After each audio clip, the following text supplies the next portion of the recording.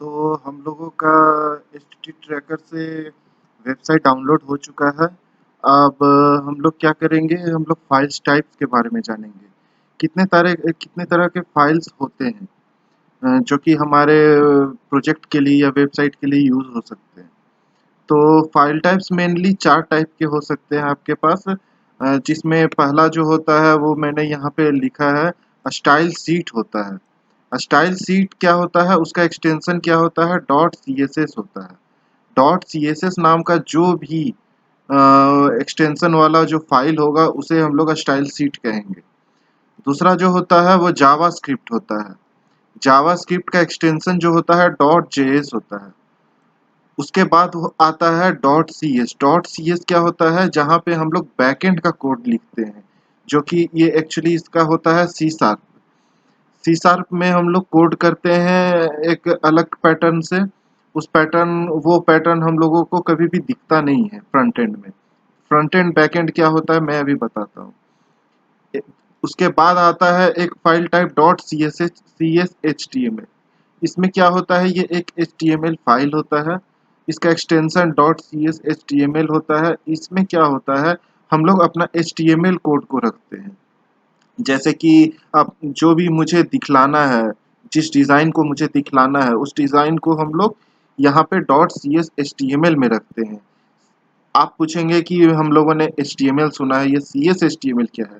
तो C S H T M L में क्या होता है कि हम लोग यहाँ पे सी शार्प का कोड लिख सकते हैं।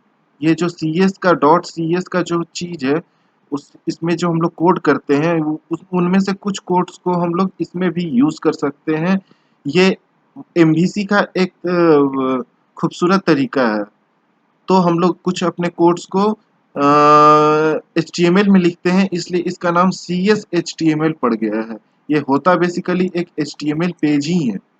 अब आते हैं फ्रंट एंड क्या होता है, बैक एंड क्या होता है। यहाँ पे देखिए बैक एंड है, यहाँ पे देखिए बाकी सभी में फ्रंट एंड है।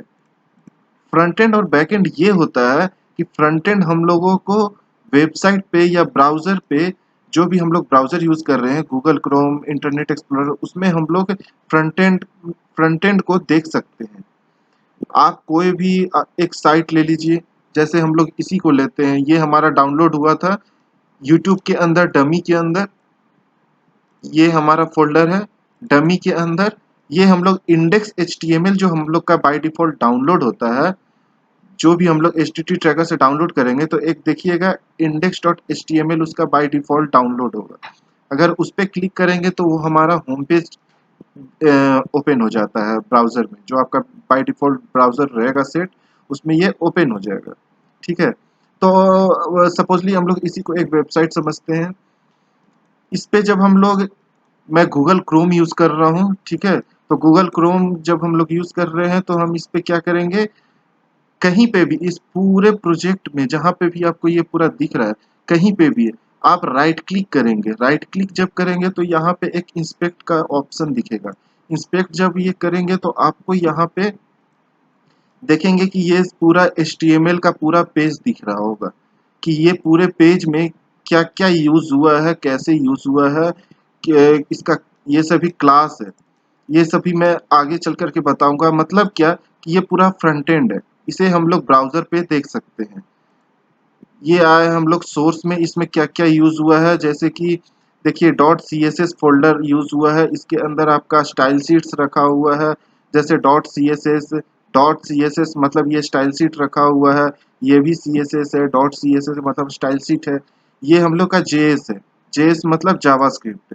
ये डॉट जेएस का है, डॉट जेएस का है, ये डॉट जेएस मतलब ये सभी जो भी चीज़ें मुझे यहाँ पे दिख रही है, वो सभी हम लोग, जैसे इस पे हम लोगों ने क्लिक किया तो ये हमें जावास्क्रिप्ट का कोड दिख रहा है। तो इसका मतलब ये मेन डॉट जेएस पे क्लिक किया तो ये हमें यहाँ पे दिख रही है कुछ जावास्क्रिप्ट का कोड दिख रहा है। तो ये सभी जो है ये कहलाता है फ्रंट एंड। इसे हम लोग ब्राउज़र पे कोई भी यूज़र ईज़िली देख सकता है। ठीक है? तो इसे कहते हैं फ्रंट एंड। ये यहाँ पे जो आता है डॉट सी एस, ये होता है बैक एंड। इसमें जो आप कोड करेंगे वो यूजर को ब्राउजर पे नहीं दिखेगा, इसलिए इसको कहते हैं back and.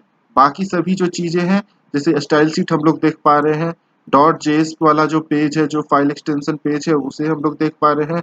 Dot CSS HTML जो पेज है उसे भी हम लोग देख पा रहे हैं। ये रहा हम लोग का, मैंने आपको पहले बताया ये हमारा HTML है। ये हम लोग HTML हम लोग यहाँ पे देखिए देख पा रहे हैं। ब्राउज़र क्या करता है कि आप और भी तरीके से आप HTML को लिख सकते हैं, तो वो क्या करता है ब्राउज़र बाय डिफ़ॉल्ट उसको HTML में ही कन्वर्ट करता है। तो HTML में कन्वर्ट करके वो आपको ये दिखा रहा है, ठीक है? ये HTML का कोड पूरा आपको दिखा रहा है, कैसे-कैसे ये डिज़ाइन हुआ है पेज। तो ये हो गया इसके बारे में कि आप फाइल टाइप्स कितने तरह के होते हैं। मेनली हम लोग 4 टाइप के फाइल्स टाइप्स यूज़ करने वाले हैं। Style sheet, JavaScript, dot CS जहाँ पे हम लोग सी शार्प इसको एक्चुअली कहते हैं, जहाँ पे हम लोग सी शार्प का कोड लिखेंगे। एक हो गया फिर लास्ट में एचटीएमएल। इसके बारे में क्लियर है? इसके बारे में अंदर डीपली हम लोग और एक्स्ट्रा जानेंगे।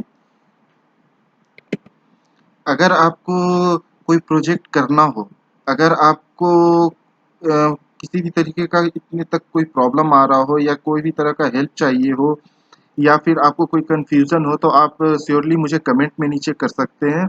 मुझे बता सकते हैं कि आपको क्या डिफ़िकल्टीज़ आ रही है, आपका आप क्या करना चाहते हैं प्रोजेक्ट में, आपका प्रोजेक्ट क्या है, किस बारे में है, या फिर आपको कोई हेल्प चाहिए होगा आपके खुद के प्रोजेक्ट को लेकर के या कोई कन्फ्यूज़न होगा, तो श्योरली आप मुझे मेरे कमेंट्स में लिख सकते हैं। मैं आपको जितनी जल्दी हो सके आपको कॉन्टैक्ट करने की कोशिश करूँगा। आपको आपको आपके जो भी प्रॉब्लम्स हैं उनको रिज़ॉल्व करने की कोशिश करूँगा।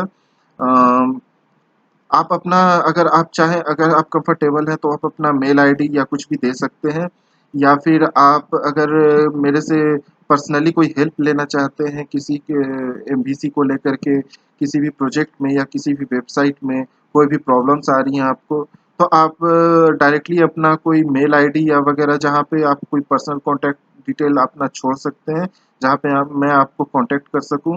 मैं पर्सनली आपको आपके सिस्टम में भी आकर के एनी डेस्क या किसी के थ्रू आकर के आपको पर्सनली आपके प्रॉब्लम्स को भी सॉल्व कर सकता हूँ। तो ये आपके ऊपर है, आपके ट्रस्ट के ऊपर है। अगर आपके इस तरह का कोई हेल्प चाहिए होगा आपको आपको किसी भी प्रोजेक्ट में कभी भी, तो किसी भी वीडियो के एंड में आप मुझे कमेंट कर सकते हैं। मैं आपको श्योरली आपकी हेल्प करने के लिए हमेशा के लिए रेडी रहता हूँ। तो इसके बाद हम लोग नेक्स्ट स्टेप में सीखेंगे कि एक विजुअल स्टूडियो को सबसे पहले आपको डाउनलोड कर लेना है, देन आपको एसक्यूएल सर्वर को डाउनलोड करना है। उसके बाद हम लोग विजुअल स्टूडियो को ओपन करके उसमें प्रोजेक्ट कैसे लेते हैं, उसमें काम कैसे करते हैं। एसक्यूएल सर्वर का एक्चुअली हम लोग अभी यूज़ नहीं करेंगे क्योंकि अभी हम लोग स्टैटिक के ऊपर फोकस कर रहे हैं, डायनेमिक के ऊपर फोकस नहीं कर रहे हैं। तो हम लोग एसक्यूएल सर्वर के ऊपर उतना अभी फोर्स नहीं मैं करूँगा आपको कि आप उसे डाउनलोड करें ही। हमारा काम अभी विजुअल स्टूडियो से चल जाएगा। तो हम लोग नेक्स्ट स्टेप में सीखेंगे कि विजुअल स्टूडियो ओपन करके एक न्यू प्रोजेक्ट कैसे लेते हैं। उसे मैं ओपन करके चलाऊँगा, रन करके चलाऊँगा। उसके बाद हम लोग नेक्स्ट वीडियो में मिलेंगे।